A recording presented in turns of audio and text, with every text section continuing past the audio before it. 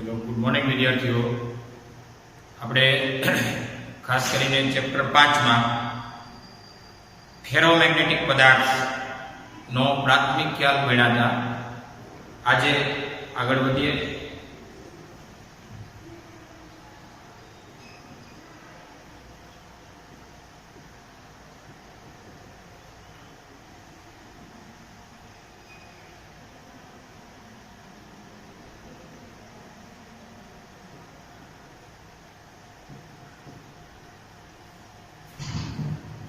Page number 194, उदाहरण number 11. Page number 194, उदाहरण number 11. फेरोमेग्नेटिक ion એટલે કે લોખંડમાં એક ડોમેન સમઘન આકારનું છે.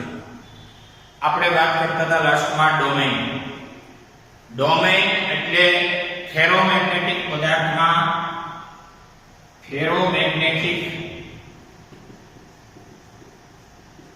में एक मिलीमीटर साइज में रहेला लगभग 10⁻11 परमाणुओं नो समूह एटले डोमेन. आ डोमेन एक डोमेन समघन आकारનું છે फेरोमैग्नेटिक आयन માં 11 ઉદાહરણ જેની બાજુઓ 1 માઇક્રોમીટર લંબાઈની છે. લંબાઈ છે 1 માઇક્રોમીટર એટલે કે 10⁻6 મીટર. माइक्रो એટલે -6. હવે ડોમેન માં રહેલા આયન પરમાણુની સંખ્યા શોધો. પરમાણુની સંખ્યાને કહેવાય n. પરમાણુ સંખ્યા n શોધો. આ ડોમેનની દિવાલની લંબાઈ છે. ડોમેનમાં જેની બાજુ 1 માઇક્રોમીટર લંબાઈની છે એટલે આ થઈ લંબાઈ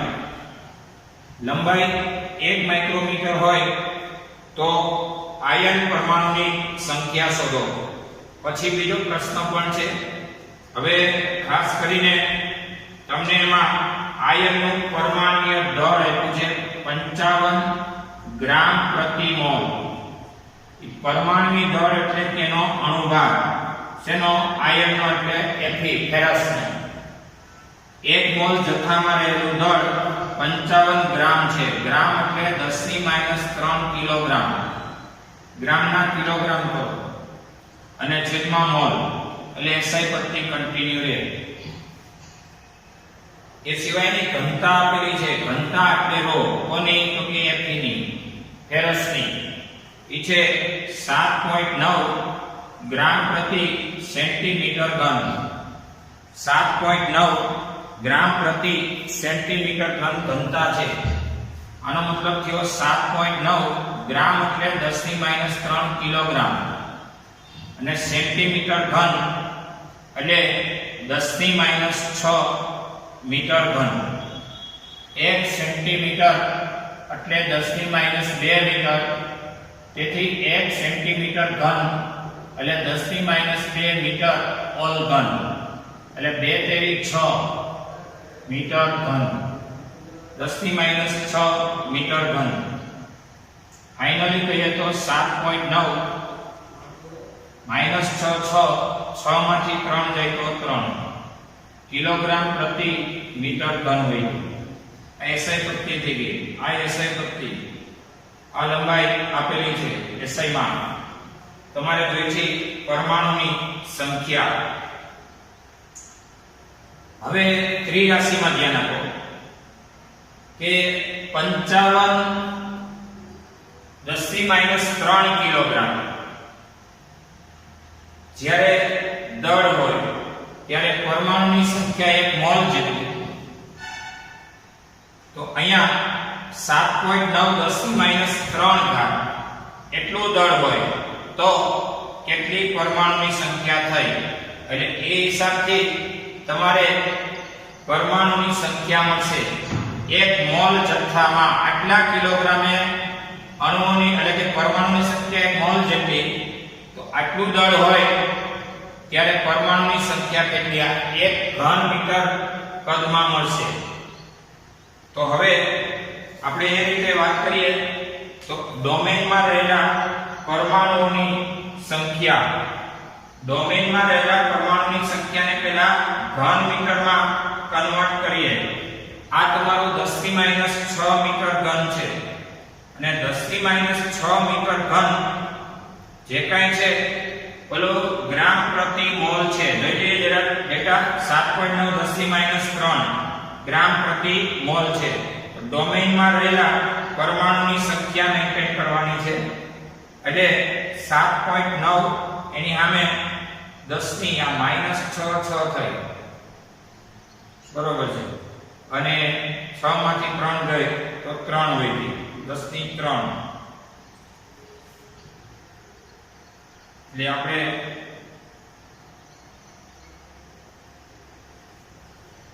જરા ડેટા જોઈ લઈએ. 1 મિનિટ.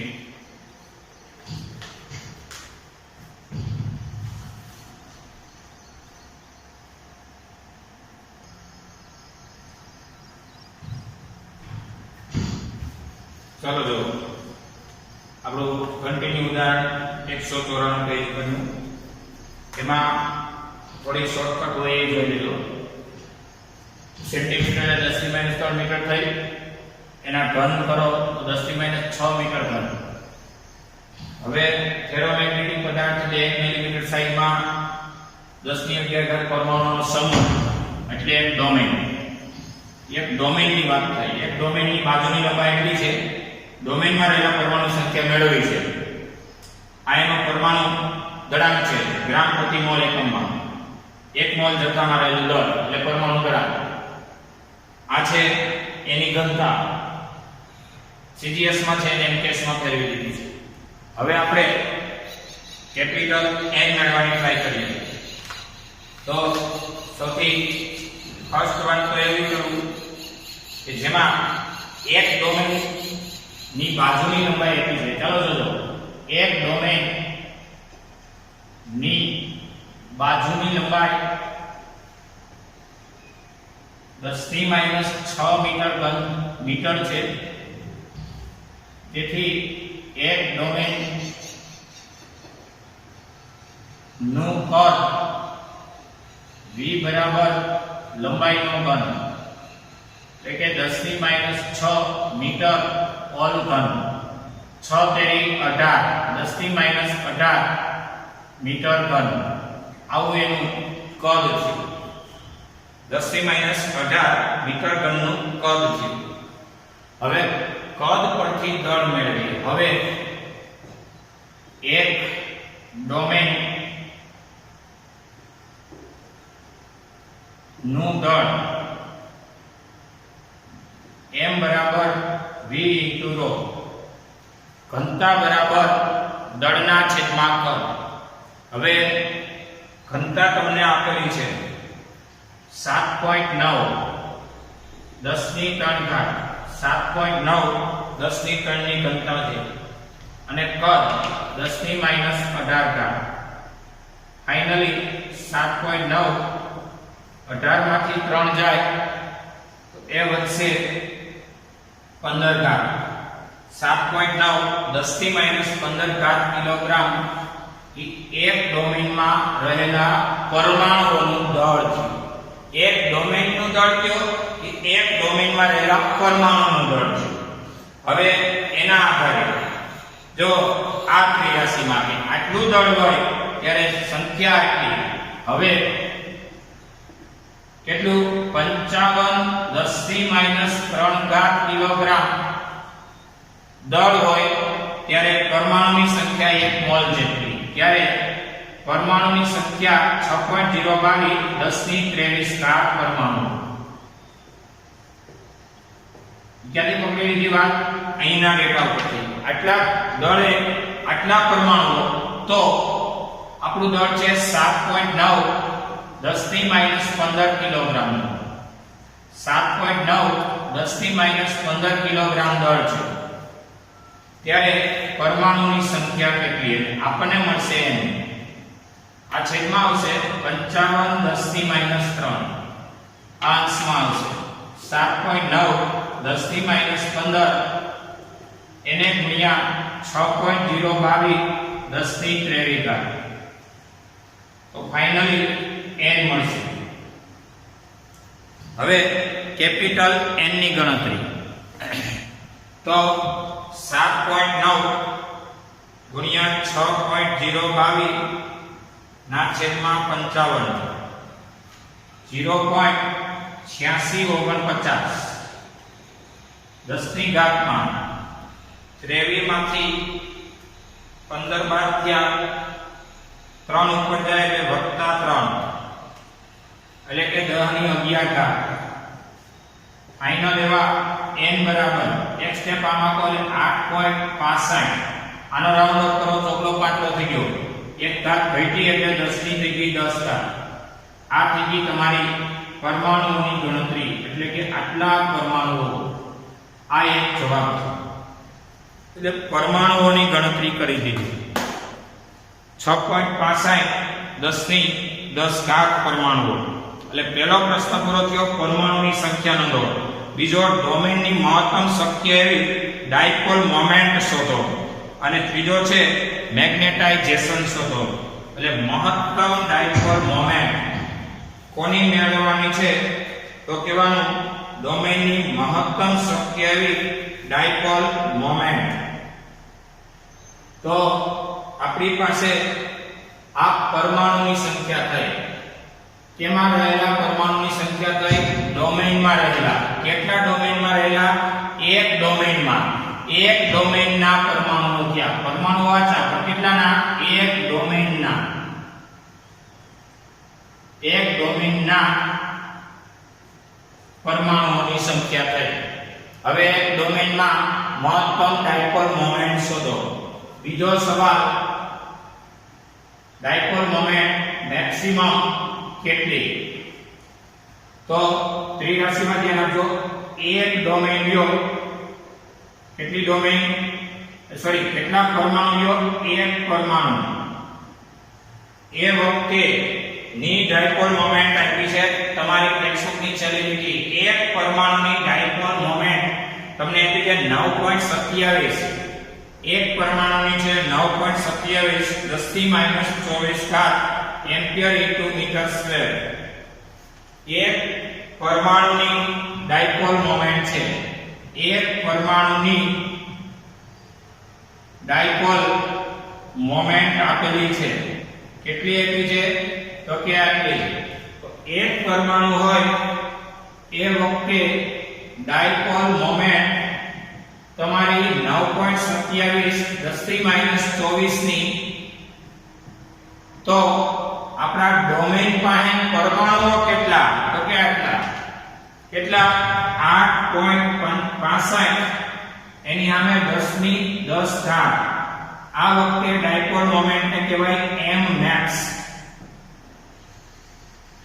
m એટલે ડાયપોલ મોમેન્ટ અને મેક્સિમમ એટલે વધુમાં વધુ. એક ડોમેનમાં રહેલા પરમાણુની ડાયપોલ મોમેન્ટ થાય. આ બેનો ગુણાકાર 8.65 10 ની 10 એને ગુણ્યા 9.27 10 ની માઈનસ 24. તો હવે એની ગણતરી જોઈએ. 8.65 ગુણ્યા 9.27 80.18 10 માંથી 14 જાય 24 જાય -14. આ એક પરમાણુની ડાયપોલ મોમેન્ટ થઈ. ફાઇનલી આપણે કહી શકીએ કે 8 10 ની માઈનસ 13. એક સ્ટેપ આમાં આવો એટલે 8 10 ની એક સ્ટેપ આમાં આવો એટલે એક ઘાતનો ઉતારવાનો વધારો એટલે 10 ની માઈનસ 13. અને ડાયપોલ મોમેન્ટ નો એકમ m બરાબર IA એટલે કે એમ્પિયર ઇન્ટુ મીટર સ્ક્વેર. આ થઈ ગઈ m max એટલે કે મહત્તમ ડાયપોલ મોમેન્ટ. ત્યાર પછી છે બીજો પ્રશ્ન, મેગ્નેટાઇઝેશન શોધો. ત્યાર પછીનો છેલ્લો પ્રશ્ન, મેગ્નેટાઇઝેશન કેપિટલ M શોધો. મેગ્નેટાઇઝેશન કેપિટલ M શોધો. તો M બરાબર એકમ કદની કુલ ડાયપોલ મોમેન્ટ. એકમ કદની કુલ ડાયપોલ મોમેન્ટ એને કહેવાય મેગ્નેટાઇઝેશન. હવે M ટોટલ અથવા તો M max કેટલી છે? 8 10 ની -13 ઘાત છે. 8 10 ની -13 ઘાત ના છેદમાં કદ કેટલું છે? તો કદ આવી રહ્યું 10 ની -18 ઘાત. તો એ તમારે જે કાંઈ ગણતરી થશે અહીંયા છેદમાં 10 ની -18 કરીએ તો ફાઇનલી 8 ગુણ્યા 10 ની -18 18 માંથી 13 જાય તો 5. આ થઈ ગઈ M. અને આ મેગ્નેટાઇઝેશન નો એકમ. હવે આનો એકમ છે એમ્પિયર ઇન્ટુ મીટર સ્ક્વેર. આનો એમ્પિયર ઇન્ટુ મીટર સ્ક્વેર છે, યાદ કરો. આયો. અને કદનો એકમ છે મીટર ઘન. મીટર સ્ક્વેર જ ઉડી ગયા, વધે છે એમ્પિયર પ્રતિ મીટર. આ એમ્પિયર પ્રતિ મીટર એકમ થઈ ગયો અને 8 10 ની 5 એનું મૂલ્ય થઈ ગયું. જોઈએ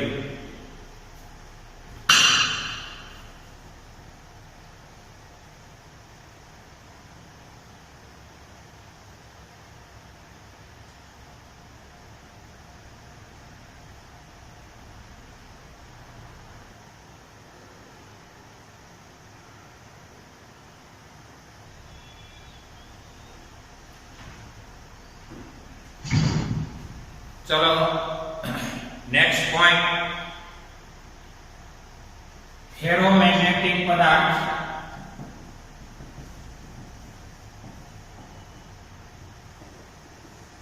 माटे हिस्टेरिसिस. हिस्टेरिसिस मतलब थशे हिस्टेरिसिस. हिस्टेरिसिस नो मतलब थाय B विरुद्ध H नो आलेख. B विरुद्ध H नो आलेख. चलो ध्यान आपजो. पहला तो फेरोमैग्नेटिक पदार्थ छे ने एना बे प्रकार थशे. एक हार्ड फेरोमैग्नेटिक અને સોફ્ટ ફેરોમેગ્નેટિક. હાર્ડ ફેરોમેગ્નેટિક એને કહેવાશે કે જેમાં બાહ્ય ક્ષેત્ર ની ગેરહાજરી હોય. આ વખતે આ પદાર્થમાં કાયમી મેગ્નેટિઝમ રહેતું હોય એ હાર્ડ ફેરોમેગ્નેટિક. એમાં સમાવેશ થાય લોખંડ, નિકલ આવા પદાર્થ. અને સોફ્ટ ફેરોમેગ્નેટિક એટલે જે પદાર્થમાં બાહ્ય ક્ષેત્ર, કયું ક્ષેત્રની વાતો હાલે છે? ચુંબકીય ક્ષેત્ર. તો બાહ્ય ક્ષેત્રની હાજરી વખતે એ પદાર્થ મેગ્નેટાઇઝ થયેલો રહે, પણ બાહ્ય ક્ષેત્રની ગેરહાજરીમાં એ પદાર્થનું ચુંબકત્વ ઘટીને લગભગ નહીવત થઈ જાય. અને સોફ્ટ ફેરોમેગ્નેટિક કહેવાય. સોફ્ટ ફેરોમેગ્નેટિક પદાર્થ એટલે આવો પદાર્થ ખાસ તો વિદ્યુત ઘંટડીમાં અથવા તો ક્રેન દ્વારા ભારે વસ્તુને ઉંચકવામાં કામ આપશે. તો હાર્ડ ફેરોમેગ્નેટિક અને સોફ્ટ ફેરોમેગ્નેટિક એમાં B વિરુદ્ધ H નો આલેખ. ખાસ કરીને મેં તમને એવું કીધું હતું કે જે પદાર્થના ચુંબકીય ગુણધર્મનો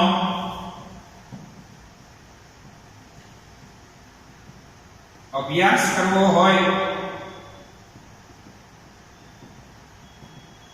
તે પદાર્થને સોલેનોઇડમાં મૂકવામાં આવે છે.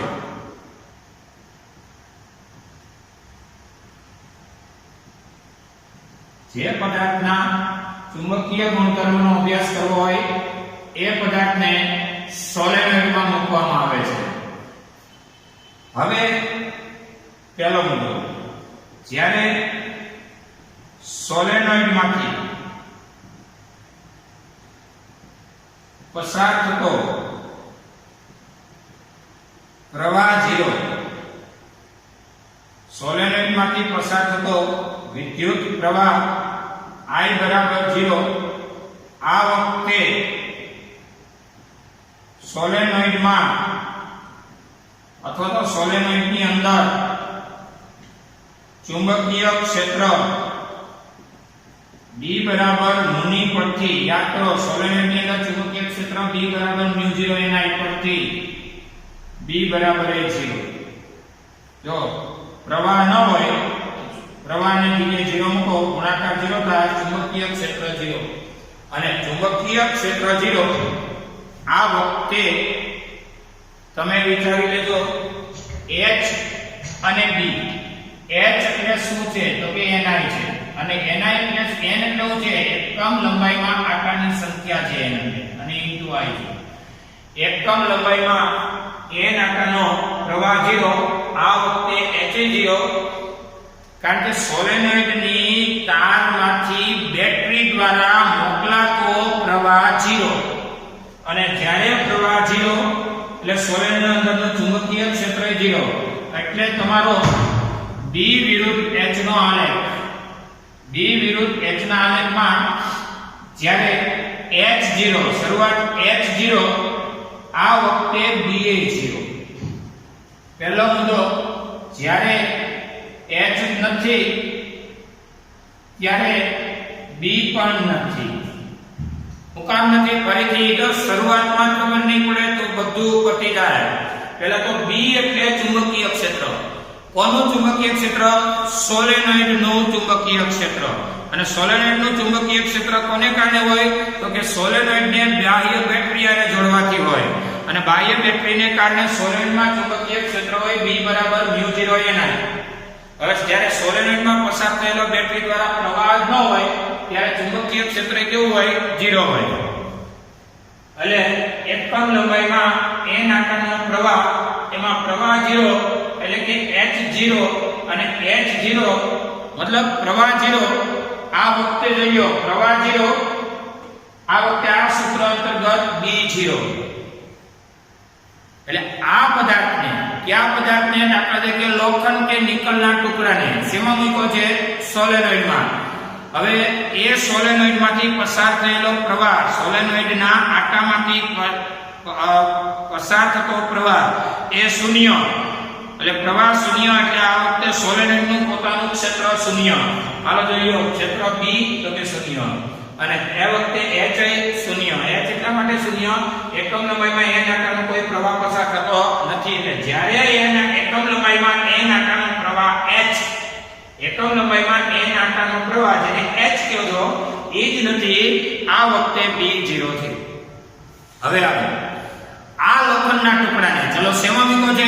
સોલેનોઇડમાં. હવે જ્યારે એકમ લંબાઈનો પ્રવાહ વધારતા જાઓ ત્યારે સોલેનોઇડની અંદર ચુંબકીય ક્ષેત્ર એ વધતું જાય છે. આ આલેખ તમને B બિંદુએ બતાવે છે, A બિંદુએ. આ તમારો આલેખની એક હદ થઈ ગઈ. આ બિંદુ A, O E આવો. હવે જ્યારે H વધતો જાય છે ત્યારે B પણ વધતો જાય છે. H વધે એનો મતલબ એકમ લંબાઈમાં આટાનું વધે. આટા તો સોલેનોઇડમાં 50 આટા એટલે ફિક્સ, 100 આટા એટલે ફિક્સ. આટાની સંખ્યા અચળ હોય, યાદ રાખજો મિત્રો. એકમ લંબાઈમાં n આટાનો પ્રવાહ વધે, અને પ્રવાહ કેનાથી વધે તો કે બેટરીથી વધે. બેટરી કેવી હોય? વેરિયેબલ હોય. બેટરી વેરિયેબલ હોય. એનું તમને જરા ચિત્ર બતાવું. આ રીતે હોય. આ તમારો સોલેનોઇડ થઈ ગયો.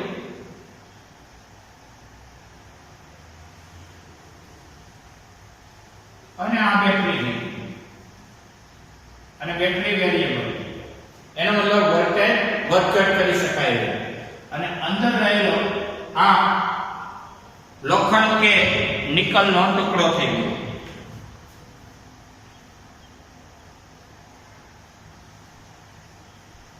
લ્યો, તો હવે થશે શું? તો કે જ્યારે પ્રવાહ નહોતો, બેટરી સ્વિચ ઓફ હતી, આ વખતે એકમ લંબાઈના a નાટાનો પ્રવાહ નહોતો, પ્રવાહ નહોતો તો ચુંબકીય ક્ષેત્ર સોલેનોઇડમાં નહોતું, સોલેનોઇડનું ચુંબકીય ક્ષેત્ર નહોતું, એટલે પ્રવાહ નહોતો એટલે h નહોતો, અને h નહોતો આ વખતે b પણ નહોતું, બંને 0 0. જ્યારે એકમ લંબાઈમાં a નાટાનો પ્રવાહ વધે છે, એકમ લંબાઈના a નાટાનો પ્રવાહ વધે છે, ત્યારે h પણ વધે છે. h વધે, આ વખતે b વધે. આ એનું મેક્સિમમ મૂલ્ય ધારણ થાય. હવે આપણે શું કરવાનું છે એ કહી દો. તો કે આપણે આ વખતે b max થઈ ગયો. આને કહેવાય b maximum, મેક્સિમમ ચુંબકીય ક્ષેત્ર કહેવાય. આ b max થઈ ગયો. આ વખતે શું હતું? તો કે આ વખતે તમે જોવા જાવ ને, તો આ વખતેનું તમને અહીં ચિત્ર બતાવું. તો આ વખતે આ પદાર્થમાં અસ્તવ્યસ્ત ડાયપોલ્સ હતી. અસ્તવ્યસ્ત ડાયપોલ્સ હતી. કેમાં? ફેરોમેગ્નેટિક પદાર્થમાં. અસ્તવ્યસ્ત ડોમેન્સ એની મેગ્નેટિક મોમેન્ટ ધરાવતા હતા. પરંતુ અહીંયા પહોંચ્યા પછી શું થયું? તો કે એની એક દિશ થયું. એનો મતલબ મેક્સિમમમાં મેક્સિમમ એમાં ચુંબકીય ક્ષેત્ર તૈયાર થયું. પદાર્થનું પોતાનામાં પણ મેગ્નેટાઇઝેશન થઈ ગયું. પણ જો આ પ્રવાહની દિશા ઉલટાવવામાં આવે એ પહેલા આપણે બેટરીને બંધ કરી દઈશું. એટલે જ્યારે તમારો પ્રવાહ શૂન્ય, એટલે કે હવે h બરાબર 0, આ વખતે b ના મૂલ્યને રિટેન્ટિવિટી કહે છે. રિટેન્ટિવિટી h બરાબર 0, આ વખતે b ના મૂલ્યને રિટેન્ટિવિટી h 0 કરવો એટલે શું કરવું? તો કે પ્રવાહ બંધ કરવો. એકમ લંબાઈના a નાટાનો પ્રવાહ એટલે કે બેટરીને બંધ કરી દો. આપણી જે આકૃતિમાં જુઓ, એ બેટરીને તમે સ્વિચ રાખી દો. આ સ્વિચ છે, બેટરી બંધ કરો. એટલે બેટરી બંધ કરવાથી શું થશે? તો કે બેટરી બંધ કરવાથી પ્રવાહ બંધ થઈ જશે. પ્રવાહ બંધ થઈ જશે એટલે સોલેનોઇડમાંથી પ્રવાહ બંધ થવાને કારણે સોલેનોઇડનું પોતાનું ચુંબકીય ક્ષેત્ર બંધ થઈ જશે. પરંતુ આ પદાર્થનું મેગ્નેટાઇઝેશન થયેલું હોવાથી આ પદાર્થમાં એ અમુક ટકા એ મેગ્નેટાઇઝેશન રહી જશે. આટલી એની રિટેન્ટિવિટી થઈ. આ રિટેન્ટિવિટીની વાત કરું છું. રિટેન્ટિવિટી એટલે આટલું મૂલ્ય. અને બિંદુનું નામ આપું તો એ બિંદુ છે તમારી પાઠ્યપુસ્તકમાં બી, સ્મોલ બી. OB જેટલી રિટેન્ટિવિટી, કેટલી? OB જેટલી રિટેન્ટિવિટી છે. અને રિટેન્ટિવિટી વખતેની સ્થિતિ કેવી ખબર? જો આ અસ્તવ્યસ્ત હોય ને તો એનું મેગ્નેટિક મોમેન્ટ એ 0 હોય.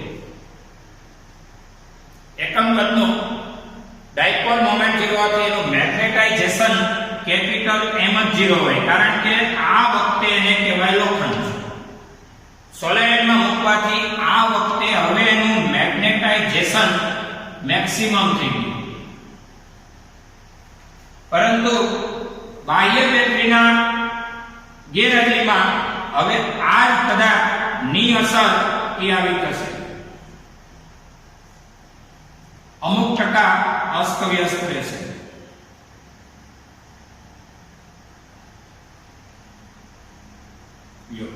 એટલે અહીંયા લગભગ 50% જેવું ગણો. અહીંયા m કેટલા ટકા? 100%. અહીંયા m કેટલા ટકા? તો કે કાઈ નહીં, 0%. અહીંયા કેટલું? તો કે લગભગ 50%. હવે તમને થાય બેટરી બંધ કરીને શું કરવાનું? તો કે બેટરીની પોલારિટી બદલાવાની. પોલારિટી બદલાવાની એનો મતલબ જો આ બાજુ H હોય ને આને ધન કહેવાય, પણ આ બાજુ H હોય ને એને ઋણ કહેવાય. પોલારિટી બદલવી એનો મતલબ આ છેડો ધન છે અને આ છેડો ઋણ છે, એને બદલે ઋણ ને ધન, ધન ને ઋણ કરી નાખો. બેટરીના પોલ બદલાવી નાખો.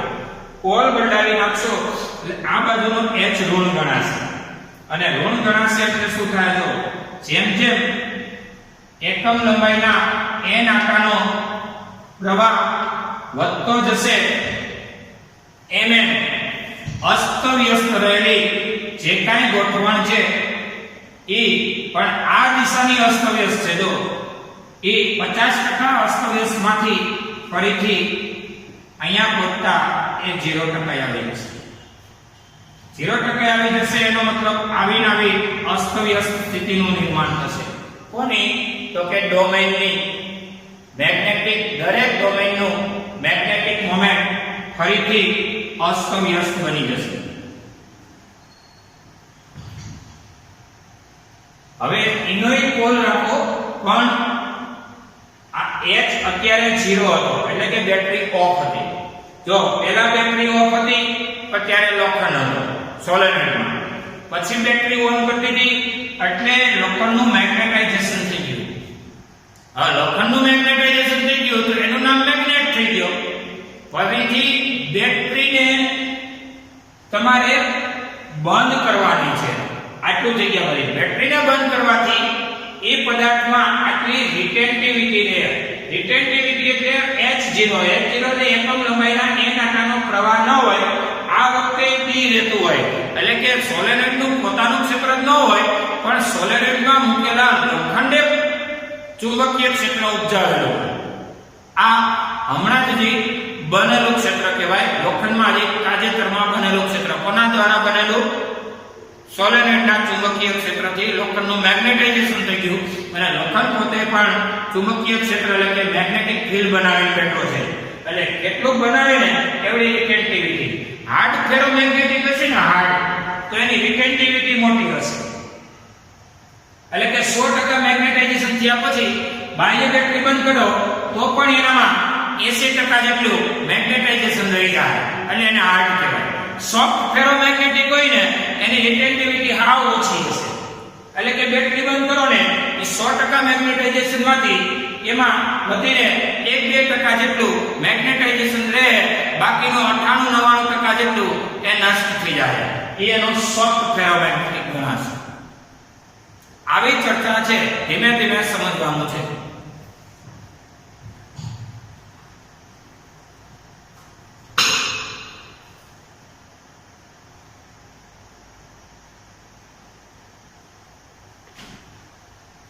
હવે ત્યારબાદ H ઋણ છે.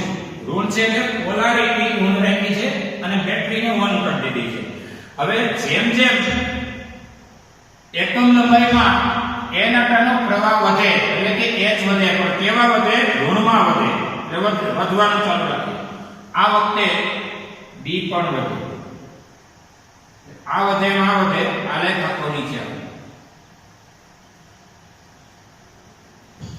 તો પહેલા અહીંથી આમ ગયો, પાછો નીચે આવ્યો, પાછો નીચે આવી રહ્યો છે. પણ ઋણમાં મેક્સિમમ થવાથી આ 100% વાળું લગભગ 50%, લગભગ આલું છું ભાઈ. પછી આ 100% તો બેટરીની આગળ છે. આ બેટરીની ગેરહાજરી 50% અને વિરુદ્ધ દિશામાં એટલે કે પોલારિટી ચેન્જ કરવાથી એના ડોમેન્સ અસ્તવ્યસ્ત દિશામાં થઈ જવાથી 0 દિશા, પણ વિરુદ્ધ દિશામાં એટલે કે પોલારિટી બદલાવાથી આને બદલે વિરુદ્ધ દિશામાં ફરીથી એનું મેગ્નેટાઇઝેશન થશે.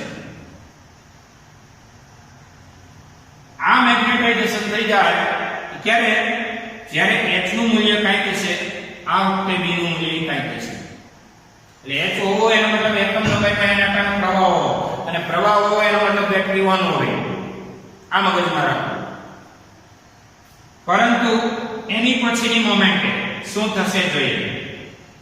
તો કે જ્યારે બેટરીને હવે ફરીથી ઓફ કરી દો, જે દિશામાં પોલારિટી બદલાયા પછી અહીંયા સુધી પહોંચી ગયા, બેટરી ઓફ કરી દેશો. બેટરી ઓફ કરી દેશો એટલે અહીંયા સુધીની આ A આ B એક સૂત્ર પ્રમાણે અહીંયા C D E આ બિંદુ C આ બિંદુ D અને બિંદુ E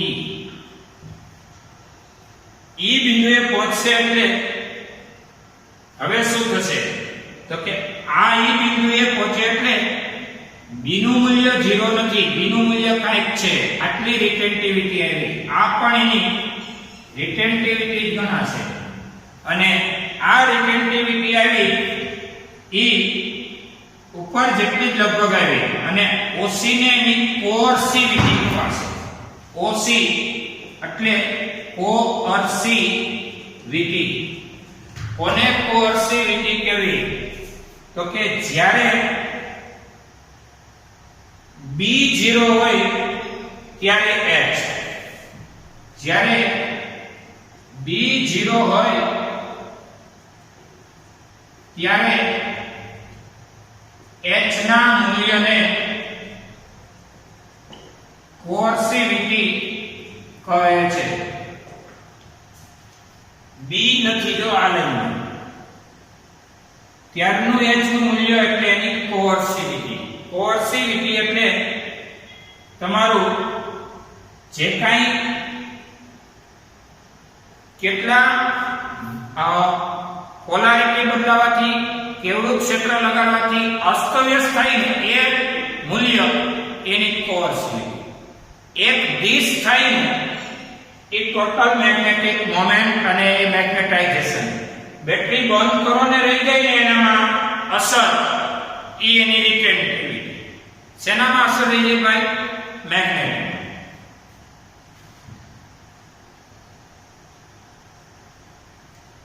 હવે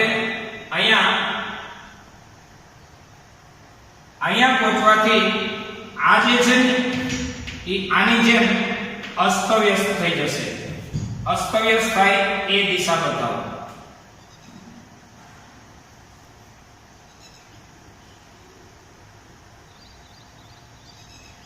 લગભગ 50% બોલો આની જેમ થઈ છે.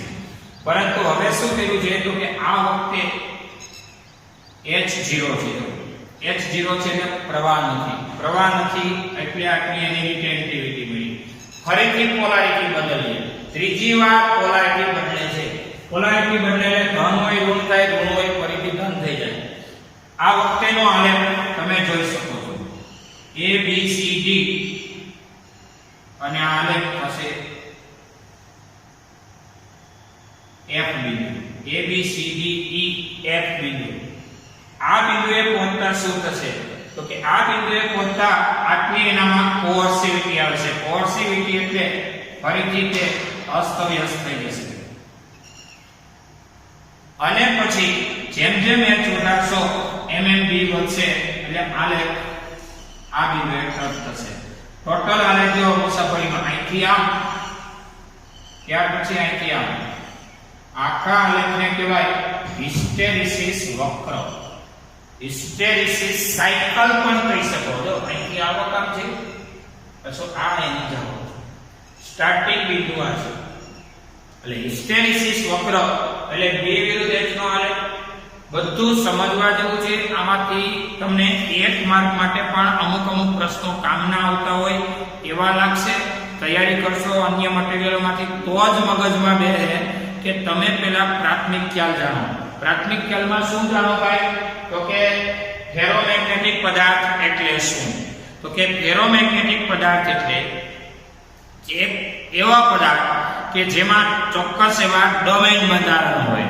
ડોમેન એટલે શું તો કે 1 મિલીમીટર સાઈઝમાં લગભગ 10⁻11 પરમાણુઓનો સમૂહ એટલે એક ડોમેન. આ ડોમેનમાં શું હોય તો કે એક ડોમેન પર્ટિક્યુલર મેગ્નેટિક મોમેન્ટ ધરાવતો હોય, પરંતુ સમગ્ર પદાર્થનું ટોટલ મેગ્નેટિક મોમેન્ટ 0 હોય. હવે ફેરોમેગ્નેટિક પદાર્થની આ ચર્ચા થઈ. એના પ્રકાર બે હાર્ડ અને સોફ્ટ. જે પદાર્થના ચુંબકીય ગુણધર્મનો તમારે અભ્યાસ કરવો હોય એ પદાર્થને સોલેનોઇડમાં મૂકવા. સોલેનોઇડમાં પોતાનું ક્ષેત્ર હોય B બરાબર મુની જેટલું. જ્યારે પ્રવાહ બંધ હોય ત્યારે આ સૂત્ર અંતર્ગત ચુંબકીય ક્ષેત્ર 0 હોય અને એકમ લંબાઈમાં n આટાનો પ્રવાહ ન હોય એટલે h ન હોય આ વખતે B 0 હોય. એટલે જ્યારે h એ 0 આ વખતે B એ 0. આલેખની શરૂઆત ઉગમ બિંદુ થાય. જ્યારે એકમ લંબાઈમાં n આટાનો પ્રવાહ વધે એટલે કે h વધે અને જેમ જેમ પ્રવાહ વધતો જાય એમ એમ B વધતો જાય. એટલે પ્રવાહ વધતો જાય એટલે h વધતો જાય. આ વખતે B પણ વધતો જાય. I વધે અને I વધે. આ લેવલે ટોચ આવી ગઈ. આ વખતે મેગ્નેટિક મોમેન્ટ મેક્સિમમ એકમ કરનો હોવાથી m મેક્સિમમ એટલે મેગ્નેટાઇઝેશન થઈ ગયું. ફરીથી બેટરી બંધ કરો. બંધ કરો. આ વખતની જે અસર પેલામાં લોખંડમાં રહી ગઈ હોય એ એની રિટેન્ટિવિટી. અને રિટેન્ટિવિટી જેમ મોટી એમ એ પદાર્થ હાર્ડ ફેરોમેગ્નેટિક કહેવાય. રિટેન્ટિવિટી જેમ ઓછી એમ એ પદાર્થ સોફ્ટ ફેરોમેગ્નેટિક કહેવાય. પછી એવું કરવાનું તો કે h જ્યારે 0 હોય h જ્યારે 0 આ વખતના b ના મૂલ્યને રિટેન્ટિવિટી કહેવાય અને b0 આ વખતે h ના મૂલ્યને એની કોર્સિવિટી કહેવાય. આમ ગોઠવાઈ ગયા. પછી શું કર્યું? બેટરી બંધ કરી. બેટરી બંધ કરી એટલે શું થયું? આમ તેમ થઈ ગયા. આ બધી મેગ્નેટિક મોમેન્ટની દિશા થઈ. ફરીથી શું કર્યું? પોલારિટી બદલાઈ. પોલારિટી બદલાઈ એટલે વિરુદ્ધ પ્રવાહ. વિરુદ્ધ પ્રવાહ એટલે બધી મેગ્નેટિક મોમેન્ટ આમ તેમ થઈ ગયું, અસ્તવ્યસ્ત થઈ ગયું. જો અને પછી આ દિશામાં મેગ્નેટાઇઝેશન થઈ ગયું 100%. આમ થઈ ગયા પછી તો કે એમાં અસ્તવ્યસ્ત થઈ ગયું. આ અસ્તવ્યસ્ત 50% થઈ ગયું. અને પછી આ અસ્તવ્યસ્ત થઈ ગયું. આ અસ્તવ્યસ્તને ફરીથી એક ડિસ્ક કરવાની. એટલે અહીંયા પોલારિટી હોય નથી એક વાર અહીંયા બદલી જાય છે. અહીંયા હોય એમાંથી 50% જેવી થઈ ગઈ લગભગ. અહીંયા અસ્તવ્યસ્ત થઈ ગઈ. અસ્તવ્યસ્ત 100% અસ્તવ્યસ્ત થઈ ગઈ. સંપૂર્ણ મેગ્નેટિક મોમેન્ટ 0 થઈ ગયું. મેગ્નેટિક પદાર્થ જ નથી રહ્યો, લોખંડ થઈ ગયું. અહીંયા મેગ્નેટ, અહીંયા 50% મેગ્નેટ, અહીંયા લોખંડ, અહીંયા મેગ્નેટ, અહીંયા 50% મેગ્નેટ, અહીંયા લોખંડ અને અહીંયા પાછો મેગ્નેટ. આખી સાયકલને નિરાતે જોવાની છે. નિરાતે સમજો.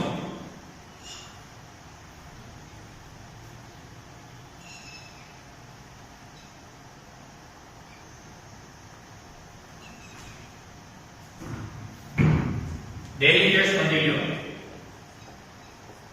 ઉદાહરણ 11 અને B વિરુદ્ધ H નો આલેખ સવિસ્તાર સમજાવો. ઉદાહરણ નંબર 11 3 માર્કમાં B વિરુદ્ધ H નો આલેખ 4 માર્કમાં. બધું ડીપમાં જેટલી વિગતવાર અભ્યાસ છે એ તમારે કરવાનો છે. અહીંયા આપણો લેક્ચર પૂરો થયો.